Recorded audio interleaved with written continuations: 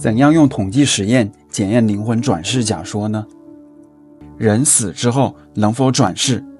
对这个问题，科学的态度是检验。然而，单个的灵异案例总是偶然出现，不具备可重复性。关于灵魂的传说得到的一般常识，提出一个验证投胎转世真实性的可行实验。这个实验不同于传统的灵魂检验实验，它并不涉及任何灵异现象，可以在任何时候、任何研究人员的参与下进行，不需要气功师，不需要灵魂召唤师，不需要通灵师。实验过程可以重复。我不敢断定灵魂是否真的存在。这个实验的设计完全客观。正如视频一开头引用培根的话，如果灵魂真的存在，那么就应该无处不在，而不是非得有灵异现象才能证明灵魂的存在。一个有灵魂的世界，每个新生命都不是完全新的，其灵魂必然已经经历过好几次别的生命。而在一个没有灵魂的世界，每一个新生命都是完全新的。这两个世界的表现如果完全一样，那么也就是灵魂不可测量。那么有没有灵魂这个问题就毫无意义。再用转世轮回学说去劝人向善也没有意义，因为反正都是一样嘛。好，因此我们可以假设，一个有灵魂存在的世界必然存在某种可观测的量，来代表灵魂转世对这个世界的影响。好，通过阅读大量的灵异案例，也就是天涯论坛、天涯鬼话里的经历帖，我发现灵魂的一个性质，人死后的灵魂跟人活着一样，都走不了太远。比方说，一个人在某村往生，其灵魂一般就近转世，而不会跑到别的省去投胎。活着的人可以坐火车、坐飞机，但灵魂一般不会。走路好像是唯一的办法。这就是为什么让死者的灵魂回家必须派人招魂。我们不妨把这个性质称为灵魂地域性原理。另外还有一个可以取得一般认同的性质，不妨称为灵魂继承性原理。这个原理是说，一个人上辈子的一些生活习惯、个人品质会或多或少的带到这一辈子来。比如苏东坡说，书到今生读已迟，就是认为有些人这辈子读书读不好，是因为他们上辈子没好好读书。这个原理是可以理解的，因为如果没有这个原理，这辈子和上辈子完全不相干，那么号召大家不修今生修来世的宗教也就没有什么意义了。根据灵魂地域性原理，在某地出生的婴儿，一般来说上一世应该就是在这个地方附近死亡的。假设有一对土生土长的广东夫妻在四川工作1年，在这1年之中怀孕生了一个孩子，那么存在一个很大的可能性，就是这个孩子上辈子应该是四川人。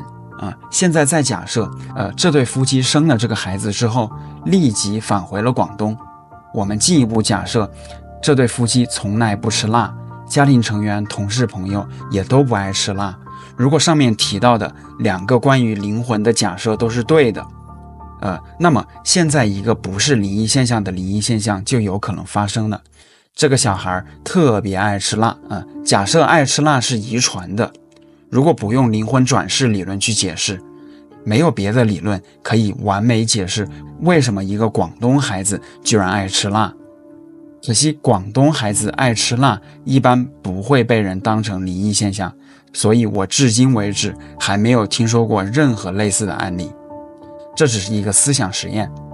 好，这个假想实验并不科学，因为它存在很多偶然性。也许决定一个人爱不爱吃辣纯粹是基因偶然变异导致的，甚至也许广东夫妇碰巧在四川生了一个路过的荷兰孩子，这个实验也会失败。真正的科学实验必须这么做，在荷兰省随机选取2000对适龄夫妇，然后随机分为 A、B 2个组，每组1000对。在这2000对夫妇都没有怀孕的时候， A、B 2组同时出发，坐相同的交通工具前往2个不同的地方。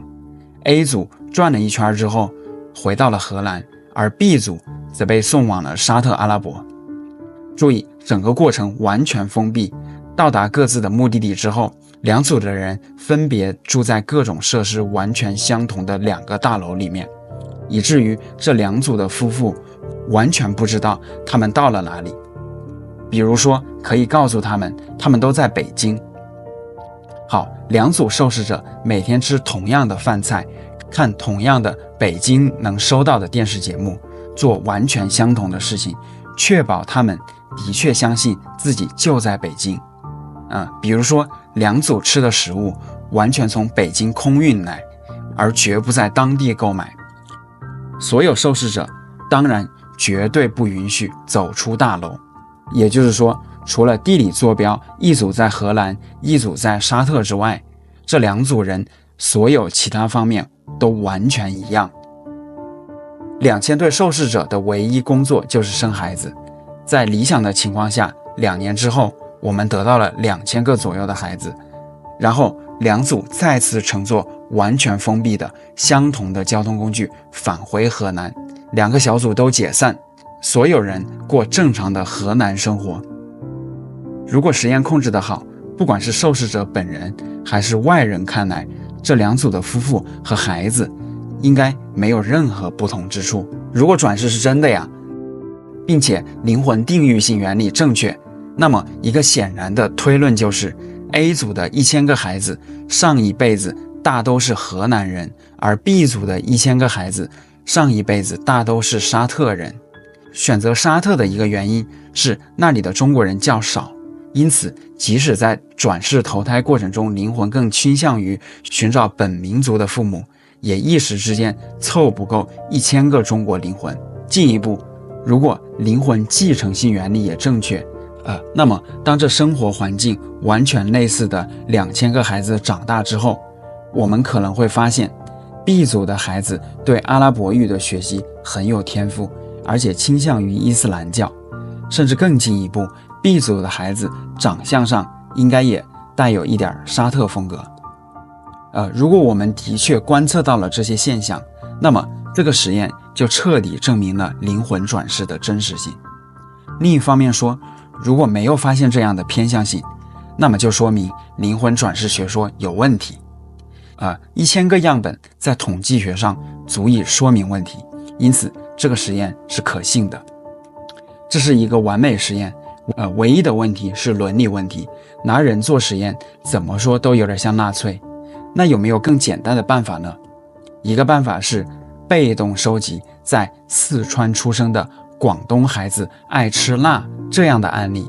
还有一个办法就是用动物做实验。我曾经听到过一个说法，说大多数猪的上辈子和下辈子都是猪，不太可能变成人或者变成梅花鹿。如果加上这个假说，那么我们可以把上一个实验的受试者改成猪。B 组地点还是选择沙特，因为沙特这个地方不养猪，也就是说 B 组出生的小猪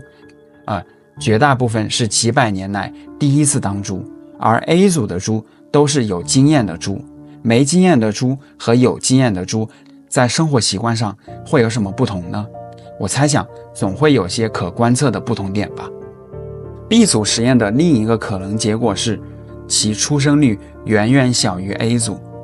如果能排除其他所有可能性，唯一的解释就是沙特没有那么多猪灵魂的供应。这样我们就可以从实验角度去验证灵魂转世学说。